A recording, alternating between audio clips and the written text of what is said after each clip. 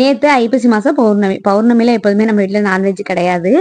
அதனால நேற்று முட்டைக்கோஸ் போட்டு கூட்டு வச்சுட்டு சாதம் வடிச்சிட்டு இதுக்கு வந்து சைடிஷாக மாவடு இருந்துச்சு. அப்புறம் நெல்லிக்காய் ஊறுக்காய் தாளிச்சு வச்சிருந்தோம் இல்லையா, அது வேற இருந்துச்சு. அதனால வேற எதுவும் தொட்டுக்க செய்யல. சமையல் வேலையை முடிச்சாதான் மற்ற வேலையெல்லாம் நம்ம கண்ணுக்கு தெரியும். அடுத்து வந்து இந்த சுண்டல் ஊற வைக்கிறதுக்கு எல்லாத்தையும் கலந்து ஊற வச்சுட்டு கொஞ்சமாக இவங்க கஞ்சி கேட்டாங்க. அதுக்கு மாப்பிள்ளை சம்பா அரிசியை கழுவி நல்லா ஊற வச்சுட்டு அதுக்கப்புறம் கிளம்பி போயிட்டேன். மற்றபடி வேற எந்த வேலையும் செய்யலை. கார்த்திகளுக்கு வந்துதான் செய்யணும். வந்துமே நேற்று வீடியோ எடிட் பண்ணவும் போடவும் அதுக்கு மட்டும் தான் டைம் இருந்துச்சு. நைட்டு டிஃபனை செஞ்சு முடிச்சு வேற எந்த ஒரு வேலையும் செய்ய முடியல.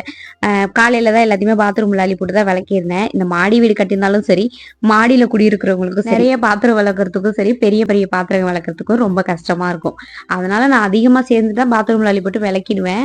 யாரும் எதுவும் நினைச்சுக்காதீங்க. நாங்க இருக்கிறது வந்து மாடி போஸ்ட்னா இருக்கிறது 2 பாத்ரூம். ஒரு பாத்ரூம் வந்து வாசலுக்கு நேரா இருக்கும், அங்க விளக்க மாட்டேன். இன்னொரு பாத்ரூம்ல தான் விளக்குவேன். அப்புறம் நிறைய சேர்ந்து போச்சு. எல்லாத்தையும் விளக்கி வச்சுட்டு அடுப்படியெல்லாம் கிளீன் பண்ணிட்டு கோலமிட்டு மஞ்சள் கும்பெல்லாம் வச்சுட்டு சமைக்க ஆரம்பிச்சிட்டேன். இன்னைக்கு சாம்பார் வச்சுட்டு வாழைக்காய் வறுத்துட்டு சாதம் வடிச்சு விருதத்தை நல்லபடியா முடிச்சாச்சு. ஓகே ஃப்ரெண்ட்ஸ், நம்ம வீடியோ பிடிச்சிருந்தா லைக் அண்ட் சப்ஸ்கிரைப்.